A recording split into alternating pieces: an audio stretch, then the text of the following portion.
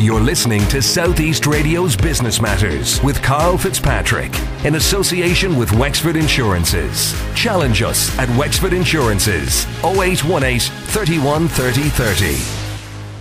My first guest this morning is Aidan Quigley, the new owner of the legendary Loftus Hall. Aidan, you might start by telling me a bit about your own background, please. Well, I've a bit of a varied background. Our family were always rooted in farming, and we were involved in the building industry and still are for many years.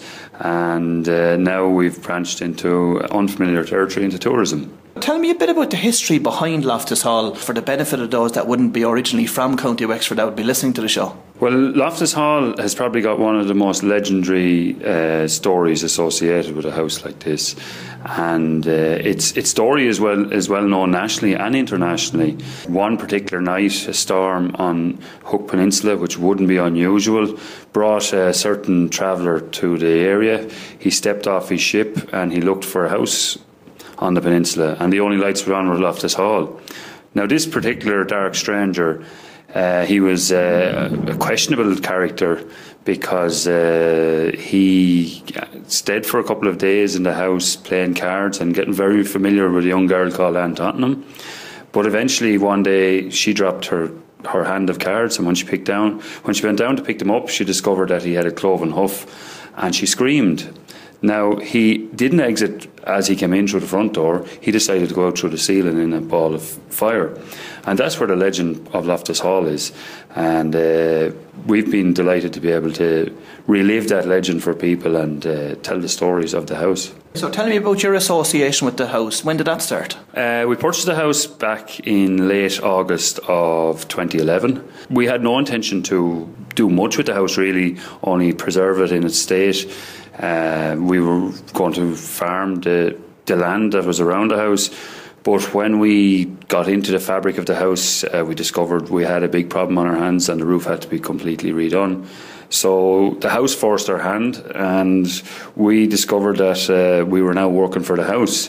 So naturally enough, in business, if you're working for something, you want to find out how you're going to make it work for you. So this is when we got involved with studying the possibilities of Loftus Hall and how we could turn it into a business. So Aidan, what was the real reason behind your decision to purchase the house? Well, I suppose the real reason was we recognised Loftus Hall as an iconic landmark, and the long-term view would be that we could establish the premises, or more so the land around it, as a fantastic venue for sporting events and outdoor events, which was part of what I was doing at the time. I had recently set up a cycling tours business where we brought people abroad to France and brought people to Ireland to enjoy cycling, and the Hook Peninsula is a fantastic area for that. Okay, so after purchasing the house, as you say, there was problems with the roof. You conducted work on that. What was the next step after that for it? Well, the next step after that was to put all these ideas or plans in place, and it was by accident that I happened on a representative of the local leader group in the plough match in Athy. And we were encouraged to get a feasibility study done, which we did, and that was the basis for our business model. So what was the outcome of that feasibility study, Aidan? The outcome, it was surprising to ourselves because when we looked at all the possibilities for the house, and we employed Fáilte Ireland's strategies and figures, and the amount of people who were passing our gate every day to the well-known Hook Lighthouse. We then sent out a survey monkey survey just to see, get some ideas of where the public might want it to go, and it was phenomenal response of 87.2%. Their interest in Loftus Hall was because of the legend of Loftus Hall. So we looked at that and we said, okay, we couldn't ignore what we had. We had an iconic building with a fantastic story. We had a ready-made brand name, so it would have been foolish for us not to go with it. What have you done to exploit that? We looked at the house and we said, well, if we restore the house, we take away the charm. The house had a certain Marie Celeste feel about it when we entered it. It hadn't been lived in for about 20 years. The wallpaper was curling on the walls, and it was pointed out to us that we had a ready-dressed set for what we wanted, which was a place to tell the story of the legend of Loftus Hall. And that's where we went with it.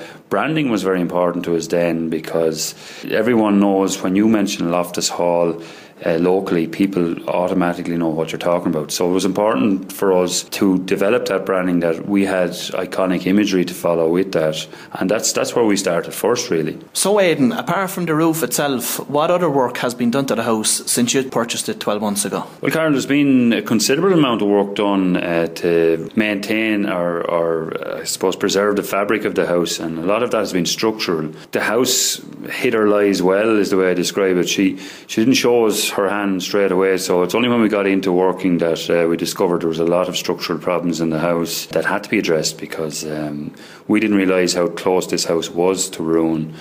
And that took a lot of time. It took a lot of specialist experts in, and basically that's what we've been at for the last 12 months. But we've basically documented it in a series of photographs, which we have on display in the refurbished cafe area, where people now actually, I think they realise and appreciate the level of work that was put into it and where we've come from in the last 12 months. So most of the work that has been completed out in the house has been structurally? It has been structural, yeah. A house of this type, it was one of the finest finished houses, maybe not on the outside, but on the inside it has got some of the most intricate work, cornicing and handcrafting as regards the staircase, the parquet floorings. A lot of these skills died a long time ago, and it would be near impossible to get a lot of these things repaired or replaced. So we have managed to replace and repair what we can, and the rest we will wait in time, and hopefully at some stage the house will be restored back to its former magnificence. Aidan, exactly 1 week ago today you launched your first ever haunted house tour of Loftus Hall. What did you do to prepare the house for that? We've worked together with developing a script and with a special effects company to bring the whole story to life, and we're blessed that we have great tour guides down there. It's a fully guided tour, and we go right back to the time of the Normans with Raymond le Gros, where it tells you the full story of the peninsula and what actually went on for the last 1,000 years there, but particularly paying attention to that famous visit to the hall on that dark night back in the 1700s. Okay, and what level of support have you got for the tour so far? It's been phenomenal. We could never have gauged the amount of support and the amount of people through our doors. We've had, I think, nigh on 1,800 people have taken the tour now at this stage, and we've been so disappointed to have to turn people away. People have travelled the length of the country to come to do our tour, and unfortunately we haven't had the space to put them on.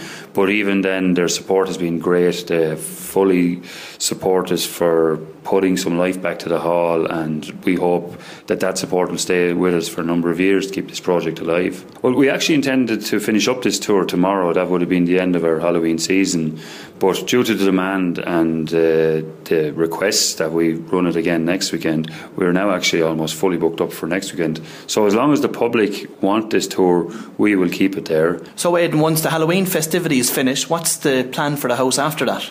Well, Karl, at the moment we're busy getting plans ready for our Christmas season. The house will remain open every weekend up to Christmas, but we plan on having a Christmas festival with a slight bit of a twist down in here in the Hook. So Aidan, that's all in line with the haunted theme behind the house itself. I know you have something else in mind for the house that's sporting related. Tell us a bit about that. Well, Karl, my main interest and hobby in the last 5 years has been in triathlon and endurance sports, and I would like to develop that down here in the area, where we have cycle hire available to people, and we also want to try and establish some events down here. It was probably the furthest thing that anyone would have guessed I would have been at 5 years ago, but because at that stage it was more 80 cigarettes a day than 80 press-ups a day you could have associated Aidan Quigley with. But luckily I got a chance to get involved in triathlon, and it's great for mind, body, everything, and we'd love to get the whole outdoor feeling going down here in Loftus Hall and get it known as an area of sport and recreation. So Aidan, you're certainly looking to exploit the legendary aspect of the house. You're considering bringing sporting teams into the house as well.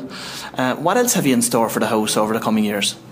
Well, what we've looked at now for next year is we're going to open up the grounds to allow corporate events, and there's actually some weddings being booked in for the grounds for next year. We developed a partnership with the Brandon House Hotel in New Ross over the last few months, and we look forward to facilitating a number of events for them and their customers over the next few years. Well, Aidan, many thanks for dropping by this morning and providing us with an insight into your plans for Loftus Hall. I wish you every success with its development. You're listening to Southeast Radio's Business Matters with Karl Fitzpatrick in association with Wexford Insurances. Think Wexford Insurances for your business insurance.